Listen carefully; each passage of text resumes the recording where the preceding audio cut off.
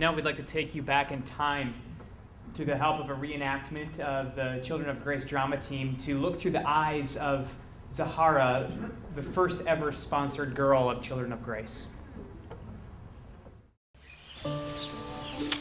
I'm Zahara, and I'm a child of grace. I was 8 years old when I found out that my mother was HIV positive. Initially, I did not understand what that really meant.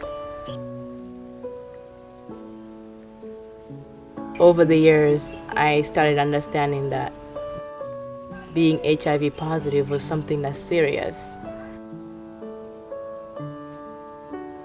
My grandmother moved in with us to start helping me out.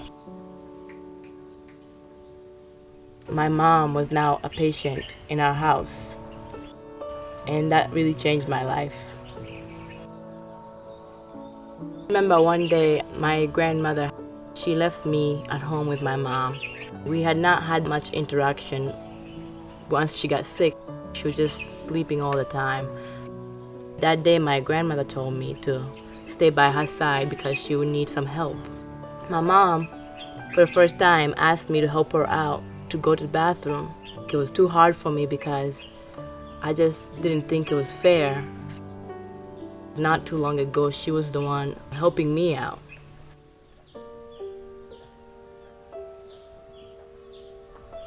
She taught me to be strong. She taught me to think for myself. She taught me to go after what I want to do, not just settle for what people expect me to do.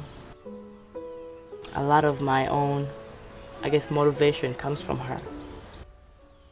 I remember when my mom used to sing me to sleep. I miss the comfort of her voice.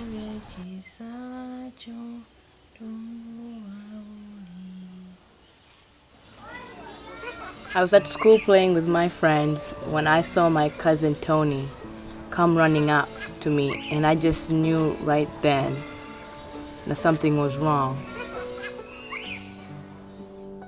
When I arrived at my house, found that there was a white curtain covered over my mom's bed. Just knew that she was finally dead. AIDS had claimed my mother's life.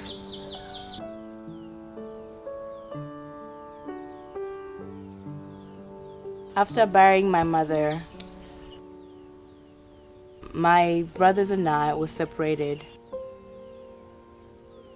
They went with my uncles. I was left to stay with my aunt.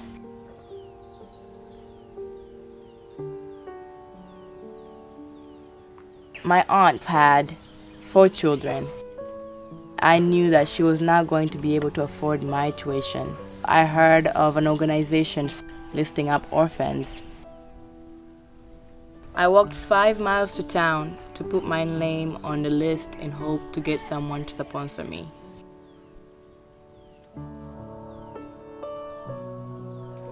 After some time, I was notified that I had somebody who was willing to pay for my tuition.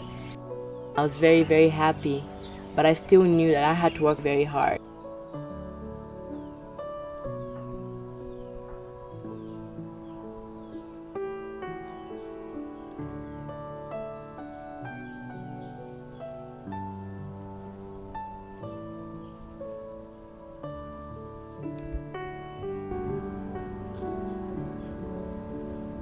When I heard my sponsor was coming, I put on my red dress and went to greet her.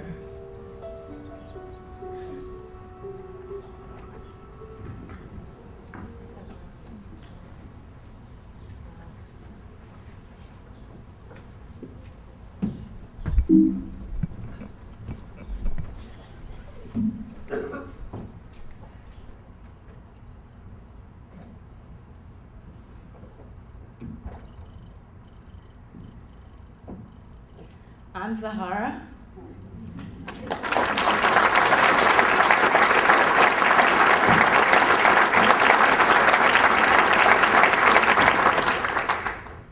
I'm a child of grace, and I'm here to tell you the rest of my story.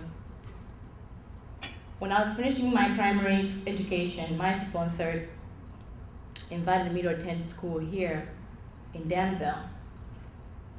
Encouraged by my relatives, excited but very scared, I accepted. Getting a visa required multiple trips to the embassy with Marianne, but she was very persistent. And the day came when she and I finally boarded a huge plane to America. When I arrived in California, I traveled everywhere in a very nice car with concrete roads.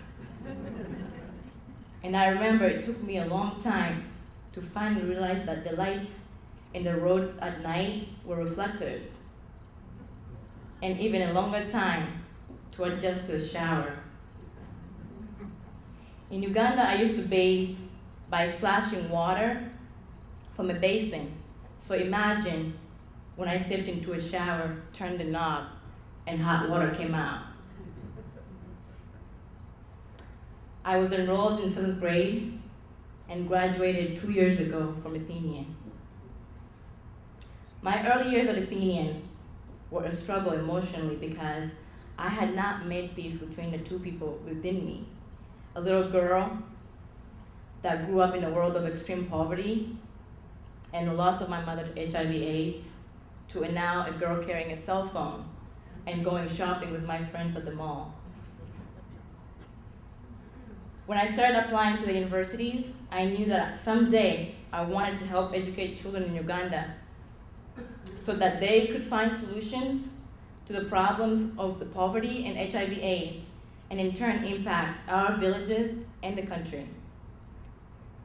I am now at George Washington University, a junior, and I am majoring in the field of international affairs with a concentration in global health. And at George Washington, I've had the opportunity to join the African Students Association.